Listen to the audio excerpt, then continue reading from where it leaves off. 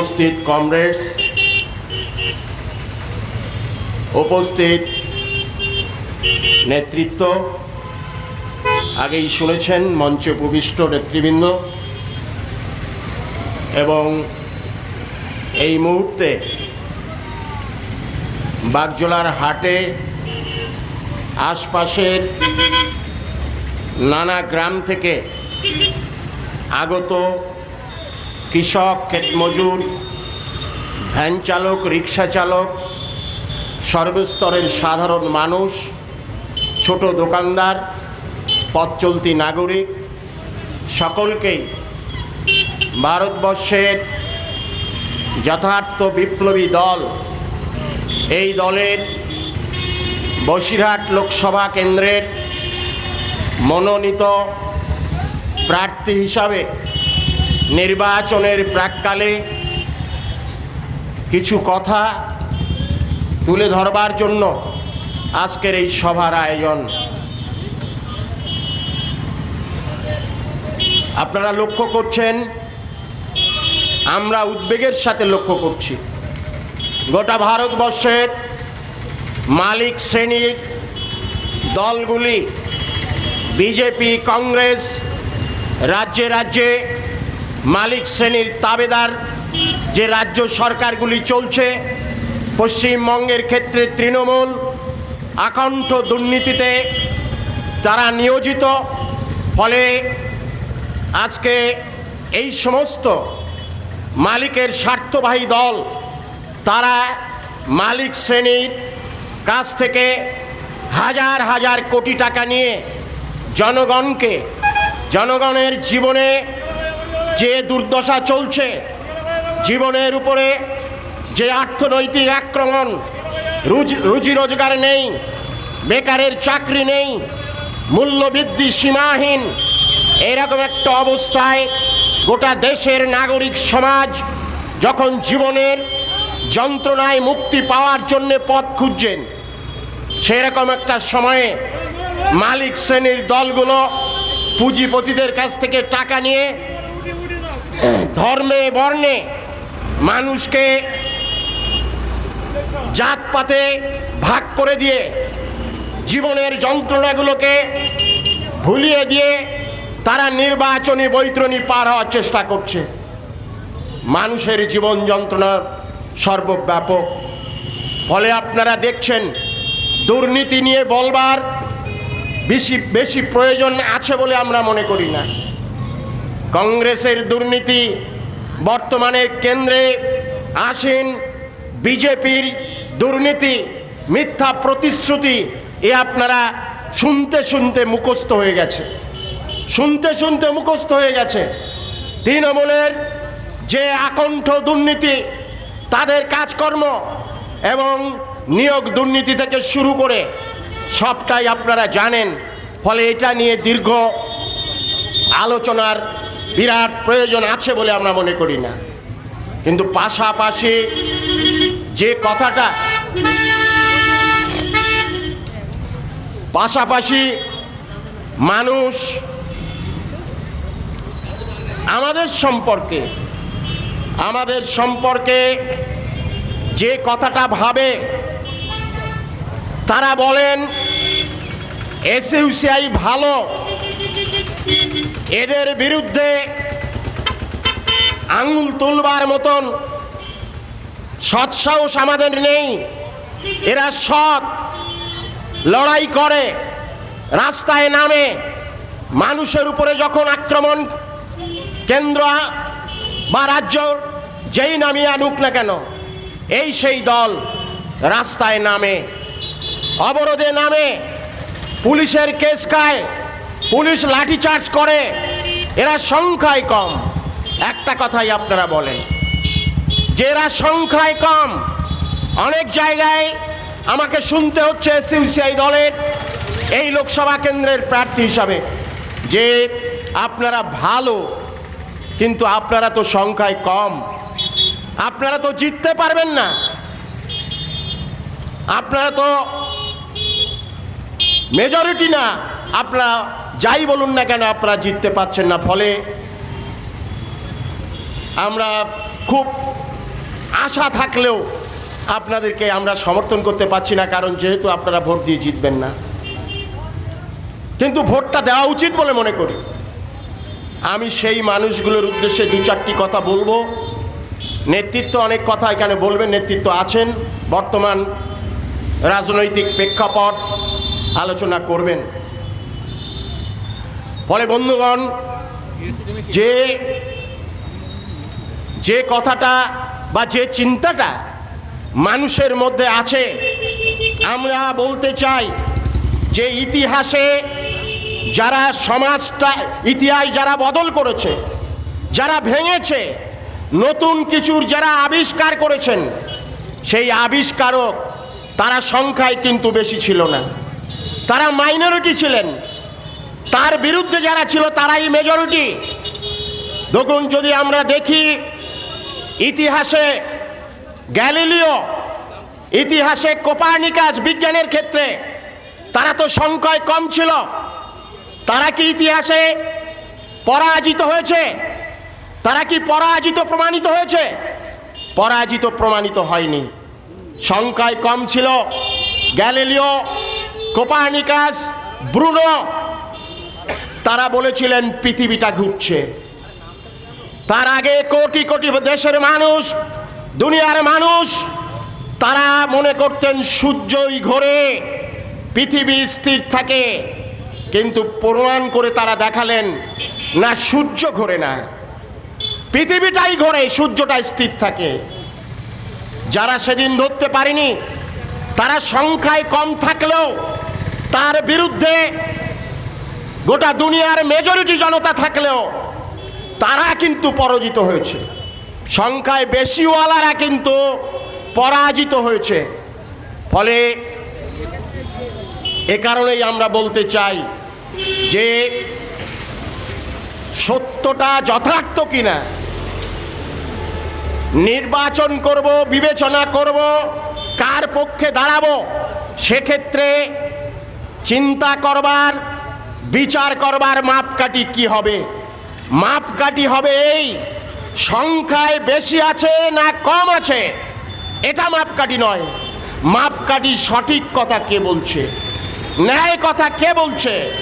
ফলে সঠিকতা বেঠিকতা বিচার করবার জন্য মাইনরিটি হলেই, লোক সংখ্যায় কম হলেই তারা ইতিহাসে পরাজিত হয়েছে তা কিন্তু প্রমাণিত নয়।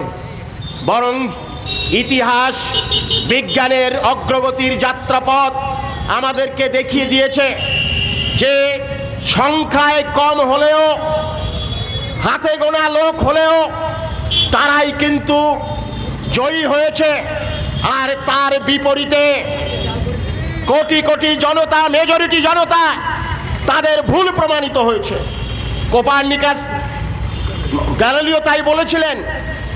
বিজ্ঞানী গ্যালিলিও যখন তিনি সত্যটা বলবার অপরাধে তাকে গৃহবন্দী করা হচ্ছে, তার সাজা ঘোষণা করা হচ্ছে, সাজা শোনার পর গ্যালিলিও বলেছিলেন যে তোমরা ধরতে পারছো না, তোমরা সত্যটা বুঝতে পারছো না। আমি সত্যটা বুঝতে পেরেছি। আমি একা হলেও আমি সঠিক কথা বলছি, তোমরা গাদা গাদা লোক হলেও তোমরা ভুল কথা বলছো। আর তোমরা সত্য ধরতে না পারার কারণে, তোমাদের ধরতে না পারার অজ্ঞতা, তোমাদের ধরতে না পারার মূর্খতা আমার জীবনের শাস্তি হিসাবে নেমে এসেছে। কিন্তু তা সত্ত্বেও আমি বলবো, তোমরা আমার জীবনটা থামিয়ে দিতে পারো। আমি একা হতে পারি, আমি মাইনরিটি হতে পারি, আমার জীবনটাকে তোমরা বিপন্ন করে দিতে পারো। তোমরা সত্য না ধরতে পারার কারণে তোমাদের অজ্ঞতা আমার জীবনকে অকালে বিপন্ন করে দিতে পারে। কিন্তু এত সত্ত্বেও আমি বলবো, পৃথিবীটা ঘুরছে, নেভারথলেস ইটস মুভ, এটা কিন্তু তোমরা থামাতে পারবে না। ফলে সেই সংগ্রামের ধারাবাহিকতায় এসইউসিআই সমাজটাকে ভাঙবার লড়াই করছে, বদল করবার লড়াই করছে। আমাদের লড়াই একটা শখ নয়, এসইউসির দল করা বা রাজনীতি করা এটা একটা শখের বিষয় নয়, এটা একটা সামাজিক দায়িত্ব পালন, কর্তব্য পালন। ভাবুন, যে মানুষগুলো দেশের মানুষকে দিনরাত কঠোর পরিশ্রম করে খাওয়াবে, জলে রোদে পুড়বে, মাঠে চাষ করে দেশের মানুষের অন্ন যোগাবে, তারা অনাহারে থাকবে, অসুস্থ হলে তাদের চিকিৎসা হবে না, বিনা চিকিৎসায় মরবে। এই যে অবিচার, সমাজে কান পাতলেই অবিচার, অবিচারের বন্যা। ফলে এই অবিচারকে বদল করবার জন্য, সমাজের এই অন্যায়কে উপড়ে উৎখাত করবার জন্য এসইউসির সংগ্রাম, এসইউসির সংগ্রাম বদলের সংগ্রাম, পাল্টাবার সংগ্রাম। ফলে এসইউসি দল যারা এই রাজনীতিটা করে তারা এই জায়গা থেকে করে, যেখানেই এসইউসি দলের কর্মীরা আছেন, একজন থাকলেও জীবনের শেষ দিন পর্যন্ত সেই সংগ্রামের, এই বদলের যে ঐতিহাসিক রাস্তা, সেই রাস্তায় সে দায়িত্ব পালন করবার জন্য সে নিজেকে একটা কর্মী, একটা সমর্থক, একটা সৈনিক হিসাবে দায়িত্ব পালন করে। আমরা সেই দায়িত্ব পালন করবার জন্য আমরা লড়ছি, আমরা লড়ছি। ওদের মিথ্যা প্রতিশ্রুতি শুনেছেন, আপনারা জানেন। আবার এই নির্বাচনেও, আগের নির্বাচনগুলোতে বিজেপি যেমন করে মিথ্যা প্রতিশ্রুতি দিয়ে মানুষকে বিপদগামী করে, মানুষের সমর্থন নিয়ে মালিক শ্রেণীর স্বার্থে গোটা দেশ পরিচালনা করছে, গোটা দেশের রাষ্ট্রীয় ক্ষেত্রগুলোকে ব্যবসায়ীদের হাতে তুলে দিচ্ছে, এবারেও তারা মিথ্যা প্রতিশ্রুতি, হাজার হাজার কোটি টাকা তারা শিল্পপতি, ব্যবসায়ী, কর্পোরেটদের কাছ থেকে নিচ্ছে। এই মাইক মিটিংটা করবার জন্য আমরা যখন মাইকওয়ালার সাথে কথা বলতে গিয়েছি, তখন সে বলে এত টাকা লাগবে। আমরা বললাম আমাদের বক্তব্যটা আমরা সাধারণ মানুষের সামনে তুলে ধরতে পারছি না, তুমি একটু কম টম করে ভাই আমাদের এই মিটিংটা করে এলাকার মানুষের সামনে, আজকে গভীর সংকটে দেশে, এই সংকটের সামনে একটা যথার্থ বিপ্লবী দল হিসাবে যাতে আমাদের বক্তব্যকে তাদের কাছে পৌঁছে দিতে পারি, সেক্ষেত্রে তুমি একটু হেল্প করো, প্রয়োজনে একটু তোমার লস হোক। মাইকওয়ালাকে আমরা বলেছি, অথচ ওরা হাজার হাজার কোটি টাকা নিয়ে ব্যানারে, ফেস্টুনে, বড় বড় হোর্ডিংয়ে, বড় বড় ডায়াস, হেলিকপ্টার, টাকা কোথায় পাচ্ছে? টাকা দিচ্ছে কর্পোরেট হাউস, টাকা দিচ্ছে ওই ওষুধ কোম্পানির মালিকেরা। 35টা ওষুধ কোম্পানি 1000 কোটি টাকা দিয়েছে, আর সেই টাকা তারা জনগণের কাছ থেকে তুলতে শুরু করেছে। এই নির্বাচনের মধ্যেই 800টা ওষুধের দাম বাড়িয়ে দিয়েছে, এবং সমস্ত জাল ওষুধ, যে ওষুধে আরো রোগ বাড়বে, সেই ওষুধ তারা গোটা দেশ জুড়ে ছড়িয়ে দিয়েছে। আপনারা দেখছেন বিদ্যুতের দাম এই নির্বাচনের মধ্যে বেড়ে 9 টাকা 22 পয়সা প্রতি ইউনিট হয়েছে। কারণ কি? কারণ হচ্ছে বিদ্যুৎ সংস্থাগুলো নির্বাচন ফান্ডে 450 কোটি টাকা দিয়েছে,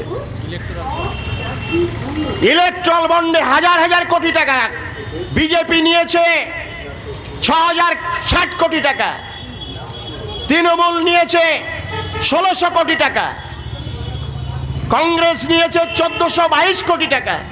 ফলে জনগণের টাকা নিয়ে সেই টাকা গ্রামে, পাড়ায়, মোড়ে মোড়ে এবং ব্যাপক মিডিয়ার প্রচারের মধ্য দিয়ে জনগণের মধ্যে একটা ব্যাপক হিড়িক, যে জনগণ ঠান্ডা হয়ে গেছে, যে জনগণ বলছে চাষ করে লাভ নেই, কোনো কিছু ভালো লাগে না, সংসার চলবে কি করে, যে বেকার বলছে এমএ পাস করেছি, জীবনের স্বপ্ন ভেঙে চুরমার, সেই বেকার যুবক তাদেরকে গ্রামে গ্রামে ব্যবহার করছে ভোট কেনবার জন্য, ভোট কেনবার জন্য।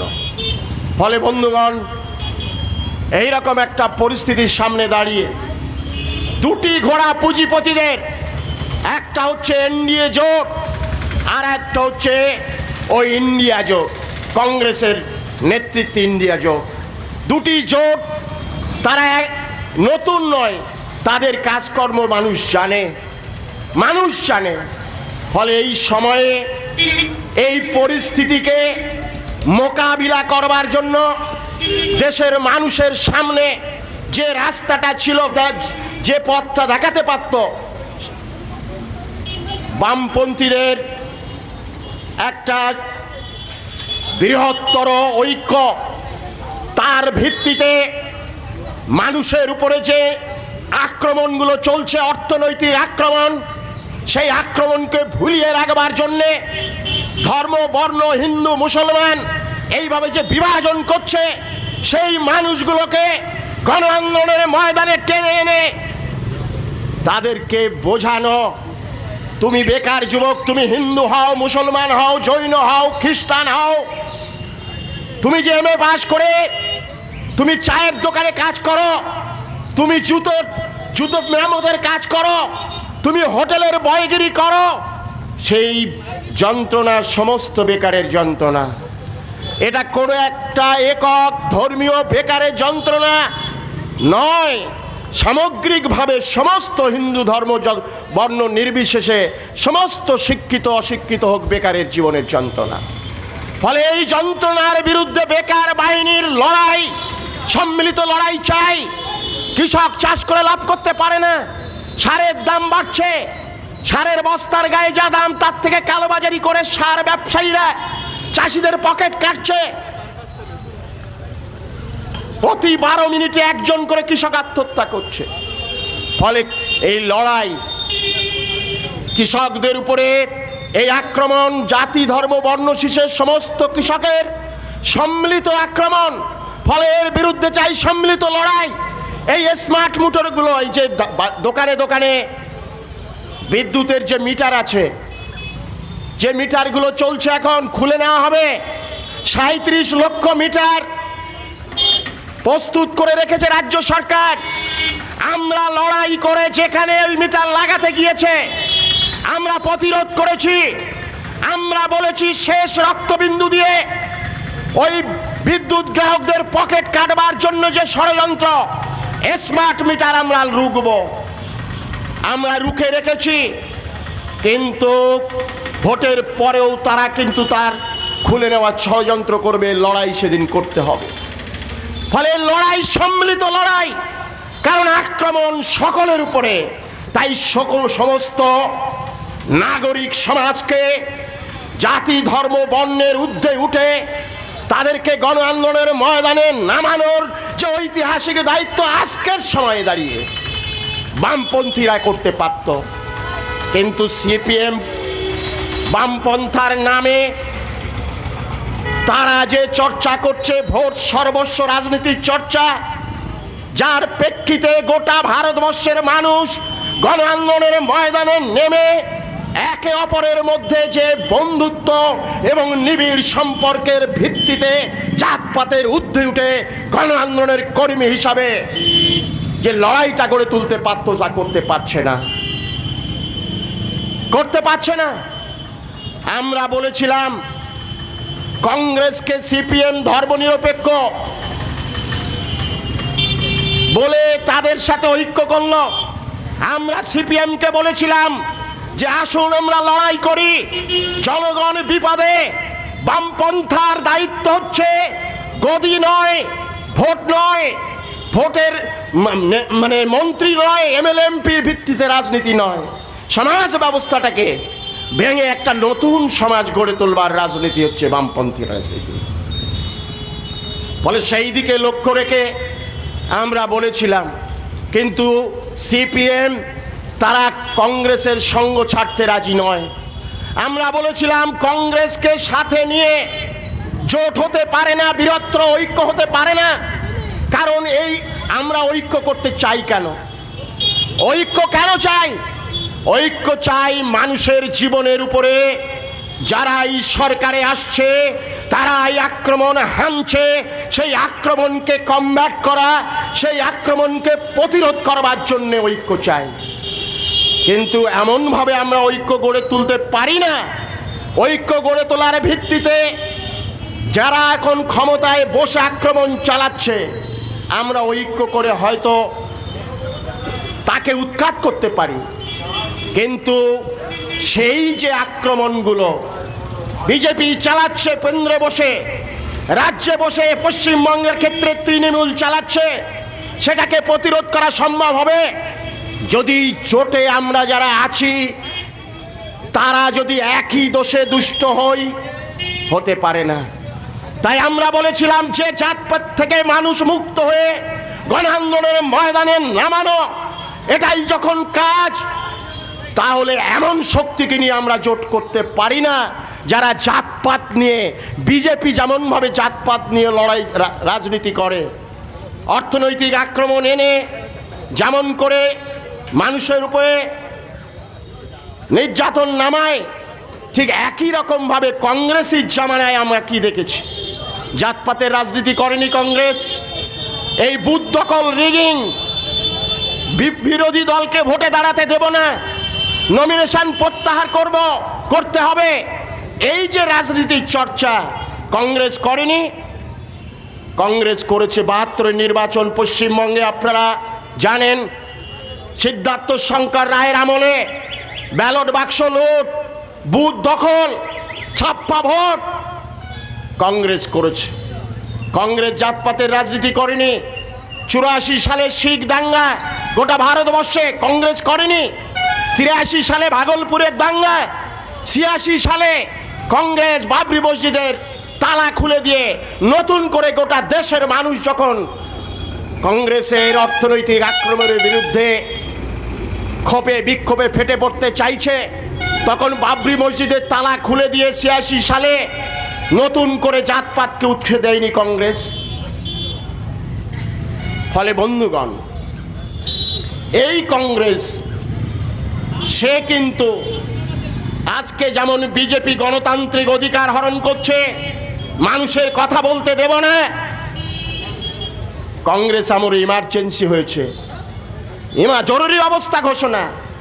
কংগ্রেসের আমলে কালা আইন, এসমা, নাশা থেকে শুরু করে টাডা, এই সমস্ত আইন বিরুদ্ধে গেলেই সরকারের বিরুদ্ধে কথা বললেই তাকে নানান কেসে ফাঁসিয়ে দেওয়া কংগ্রেস আমলে হয়নি। ফলে কংগ্রেস আমলে একই ধারা চলেছে। ফলে সেই কংগ্রেসকে সাথে নিয়ে কখনোই ঐক্য হতে পারে না, ঐক্য হতে পারে না। তাই আজকে যে সুযোগটা ছিল, সেই সুযোগটা বামপন্থী ঐক্য গড়ে তুলে মানুষকে নিয়ে সংগঠিত করে লড়াই গড়ে তোলা, সেটা বৃহত্তর ঐক্যের ভিত্তিতে যে জায়গায় যেতে পারত। এই কথাগুলো কাউকে আঘাত দেওয়ার জন্য বলছি না। সিপিএমের কর্মী, সমর্থক, দরদি যারা বামপন্থী চেতনায় আছেন তাদেরকে আঘাত দেওয়ার জন্য বলছি না। এই রকম একটা ভয়ঙ্কর পরিস্থিতির সামনে দাঁড়িয়ে বাম এবং গণতান্ত্রিক মানুষ দেশ জুড়ে বৃহত্তর ঐক্যের ভিত্তিতে যে জায়গায় পৌঁছাতে পারত, সিপিএমের গদির স্বার্থ, কয়েকটা এমপি বাড়ানোর স্বার্থে ভোট সর্বস্ব রাজনীতি করতে গিয়ে সেটাকেই তারা জলাঞ্জলি দিচ্ছে। তাই আমরা সর্বশেষে বলবো, এই রকম একটা পরিস্থিতিতে দাঁড়িয়ে যথার্থ বামপন্থার ঝান্ডাকে গোটা দেশ জুড়ে আমরা ঊর্ধ্বে তুলে গণ আন্দোলন পরিচালনা করছি এবং এই আন্দোলনের কথাগুলোকে দেশের মানুষের সামনে তুলে ধরবার জন্যে 22টি রাজ্যে এসইউসিআই একক শক্তিতে 151টা লোকসভা কেন্দ্রে আমরা প্রার্থী দিয়েছি। আমরা পশ্চিমবঙ্গে 42টা সিটেই লড়াই করছি। মধ্যপ্রদেশের ইন্দোরে সেখানে আমাদের সাথে বিজেপির লড়াই হচ্ছে। একদিকে বিজেপি আর একদিকে এসইউসিআই, মধ্যপ্রদেশের বিজেপি, মধ্যপ্রদেশের এমপি সিট। অন্য কেউ যারা দাঁড়িয়েছিল বিজেপি চাপ দিয়ে তাদেরকে কংগ্রেসকে উৎখাত করেছে, কংগ্রেসকে নমিনেশন প্রত্যাহার করিয়েছে। আমাদের উপরেও চাপ সৃষ্টি করেছিল বিজেপি মধ্যপ্রদেশের ওই সিটে, পারিনি। সেখানে আমাদের সাথে লড়াই হচ্ছে বিজেপি। ফলে যথার্থ বামপন্থী আন্দোলনকে গতি সঞ্চার করবার জন্য এসইউসিআই দল যে লড়াই পরিচালনা করছে, সেই লড়াইয়ের সাথী হিসাবে আপনি ভূমিকা নেবেন এবং টর্চ লাইট চিহ্নে আমাদেরকে ভোট দিয়ে আন্দোলনকে শক্তিশালী করবেন। এসইউসিকে ভোট দিলে ভোটটা যে ভোটার সে কিন্তু হারবে না, অথচ যদি আপনি ওদেরকে ভোট দেন আপনি হারবেন। আপনার ভোট নিয়েই আপনার ঘরে স্মার্ট মিটার বসাবে, আপনার ভোট নিয়েই আপনার সন্তানের শিক্ষা কেড়ে নেওয়ার জন্যে পার্লামেন্টের আইনসভায় যে নয়া জাতীয় শিক্ষানীতি, সেই শিক্ষানীতিকে কার্যকরী করবে। যে শিক্ষানীতিতে পাস ফেল পর্যন্ত থাকছে না, যে শিক্ষানীতিতে মাধ্যমিক পর্যন্ত থাকছে না, আমরা বলি ওরা একই দল, একই কাজ, রাজনীতি একই। দেখুন 34 বছরের জামানায় জনবিরোধী নীতি নিতে যেখানেই সিপিএম শেষ করেছিল, সেখান থেকেই তৃণমূল শুরু করেছে। সিপিএম ক্লাস 4 পর্যন্ত পাস ফেল তুলে দিয়েছিল, আর তৃণমূল এসে ক্লাস 8 পর্যন্ত পাস ফেল তুলে দিল। এখন বিজেপি কি বলছে জাতীয় শিক্ষানীতিতে? বিজেপি বলছে পাস ফেল তোলা তো হবেই, মাধ্যমিক পরীক্ষাটাও থাকার প্রয়োজন নেই, অনলাইনে পরীক্ষা দিতে হবে। এই মাধ্যমিক নিয়ে আমাদের কত স্বপ্ন থাকে। মাধ্যমিক পরীক্ষার্থী যে গ্রামে থাকে সেই গ্রামের মানুষ কত আশা নিয়ে থাকে। পাস করার পরে পাড়ার লোক দেখতে যায়, ভালো রেজাল্ট করলে আশপাশের স্কুল, শিক্ষক, সাধারণ মানুষ তাকে সংবর্ধনা দেয়। মাধ্যমিক পরীক্ষার্থী এই ভালো ব্রিলিয়ান্ট স্টুডেন্ট, আমাদের এলাকার গর্ব, সেই পাস ফেল তুলে দিচ্ছে। ফলে ওদের ভোট মানে এই ভয়াবহ আক্রমণের পক্ষে আপনার রায়, আপনার অনুমতি। ফলে আমরা মনে করি ভোটে বারবার জনগণ হারছে, জনগণের জেতবার রাস্তায় হচ্ছে গণ আন্দোলন। এসইউসিআই সেই গণ আন্দোলন গড়ে তুলছে। ভেঙে গড়বার লড়াই, অতীতের সমাজ থেকে আজ পর্যন্ত সমাজটা ভাঙতে ভাঙতে এই জায়গায় দাঁড়িয়ে আছে, আগামী দিনও এই সমাজ ভাঙবে। ফলে এই ভাঙবার লড়াই এসইউসি করছে। ফলে আমি আলোচনা আর দীর্ঘায়িত করব না। আমার নেতারা এখানে রয়েছেন, শুনেছেন। এখানে আজকে বক্তব্য রাখবেন পশ্চিমবঙ্গের কৃষক আন্দোলনের বর্ষিয়ান নেতা কমরেড শেখ খোদাবক্স, তিনি বক্তব্য রাখবেন। আপনারা তাকে চেনেন, এসইউসিআই দলের পশ্চিমবঙ্গ রাজ্য সম্পাদক মণ্ডলীর সদস্য, পশ্চিমবঙ্গের AIKMS অল ইন্ডিয়া কিষাণ ক্ষেত মজদুর সংগঠনের রাজ্য সম্পাদক কমরেড গোপাল বিশ্বাস, তিনিও বক্তব্য রাখবেন। ফলে আমি দীর্ঘায়িত করতে চাইছি না, আমি শুধু আপনাদের বলবো, একটা বিপ্লবী দলের সামান্য কর্মী হিসাবে যে সংগ্রামকে আমরা গড়ে তোলবার দায়িত্ব নিয়ে, জীবনে দায়িত্ব পালনের অঙ্গীকার নিয়ে যথাসাধ্য চেষ্টা করে চলেছি, সেই সংগ্রামকে গতি সঞ্চার করবার জন্য, সেই সংগ্রামকে গতিবেগ দেওয়ার জন্য আপনিও ভূমিকা পালন করুন। টর্চ লাইট চিহ্নে ভোট দিয়ে জনবিরোধী নীতির বিরুদ্ধে আন্দোলনকে আগামী দিন আরও শক্তিশালী করবার ক্ষেত্রে আপনি ভূমিকা পালন করবেন। এই আহ্বান, এই আশা এবং এই দায়িত্ব আপনাদেরকে দিয়ে আমি আমার বক্তব্য শেষ করছি। ইনকলাব জিন্দাবাদ, এসইউসিআই জিন্দাবাদ। সর্বহারার মহান নেতা কমরেড শিবদাস ঘোষ, তোমায় জানাই লাল সালাম।